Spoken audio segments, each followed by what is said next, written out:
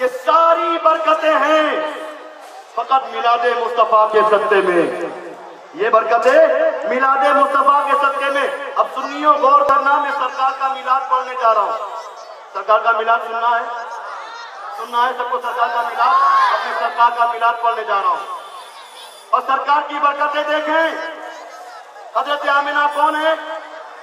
سرکار کی امی، سرکار کی والدہ ہیں۔ حضرت آمنہ فرماتی ہے کہ جب سرکار صلی اللہ تعالیٰ علیہ وسلم میرے بطن اقدس میں، میرے پیٹ میں آئے، جب پیٹ میں آئے اب حضرت آمنہ فرماتی ہے میں گھڑا اٹھاتی، کنویں کے پاس جاتی، پہلے رسی ڈالتی، پانی کھینچتی، تب جا کر پانی ملتا۔ اب حضرت آمنہ فرماتی ہے جب سرکار کا نور میرے بطن میں آیا اور اب میں کنویں کے پاس آئی تو کیا دیکھا، کنویں کا پانی خود بخود اوپر آ گیا۔ سبحان اللہ، سبحان اللہ۔ یہ سرکار کی برکتیں سنانے جا رہا ہوں۔ یہ حضرت آمنہ فرماتی ہے کہ میں جب کنویں کے پاس آئی تو پانی اوپر آ گیا۔ حضرت آمنہ فرماتی میں نے بھی پانی بھرا، مکہ کی عورتوں نے بھی پانی بھرا۔ جب ساری عورتیں پانی بھر چکی، حضرت آمنہ کہتی جب میں واپس پلٹی، پانی بھر کے واپس پلٹی تو کیا دیکھا، پانی پھر نیچے۔ فرماتے دوسرے دن میں آئی پانی بھرنے تو پانی پھر اوپر۔ سبحان اللہ، سب نے پانی بھرا۔ فرماتی میں واپس گئی تو پانی پھر نیچے۔ اب مکہ کی عورتوں نے فیصلہ کر لیا کہ ہم پانی بھرنے اسی وقت آئیں گے جب آمنہ آئے گی۔ پانی بھرنے اسی وقت آئیں گے جب آمنہ آئے گی۔ یہ ہوا، حضرت آمنہ فرماتی میں روزانہ آتی، پانی اوپر آتا، میں بھی بھرتی، مکہ کی سارے عورتیں بھی بھر لیتی۔ یہ تو ہوا پانی کا۔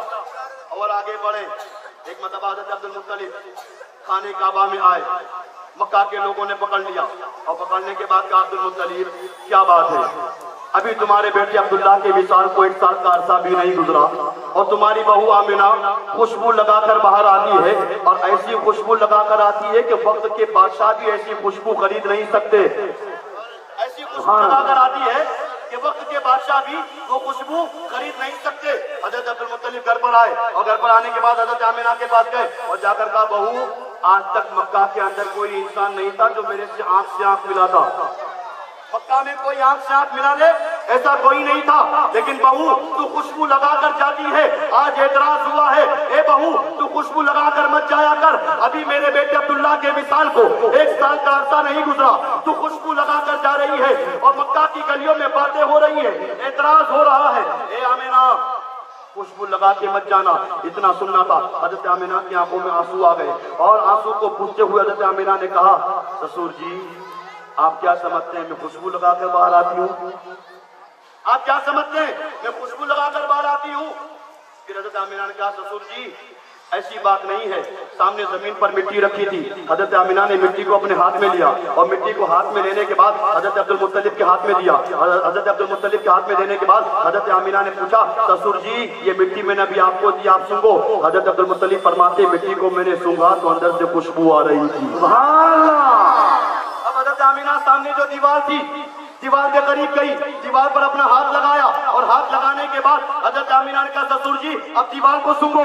حضرت عبدالمطلب جب اس دیوار کے قریب آئے، دیوار کو سونگا تو دیوار سے بھی خوشبو آ رہی تھی۔ سبحان اللہ۔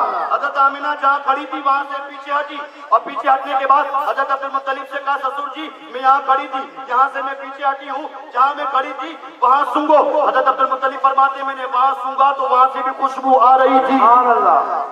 اب حضرت آمنہ نے کہا سسور جی میں کوئی خوشبو لگا کر نہیں جا رہی ہوں، جب سے اللہ کی یہ نعمت میرے پیٹ میں آئی ہے میں کوئی خوشبو لگا کر نہیں جا رہی ہوں، جب سے اللہ کی یہ نعمت میرے پیٹ میں آئی ہے میں جہاں جہاں جاتی ہوں خوشبو وہاں میرے پیچھے پیچھے آ جاتی ہے۔ اور جب وہی نبی 12 ربیع الاول کے بعد جب اس ورشے کی پر تشریف لائے، مکہ مدینہ کی گلیوں میں چکر لگایا، جب چکر لگایا تو میرے امام پکار اٹھے یا رسول اللہ ان کی مہاجن دل کے کنچے کھلا دیے ہیں، جس راہ چل دیے ہیں کوچے بسا دیے۔ نعرہ تکبیر، نعرہ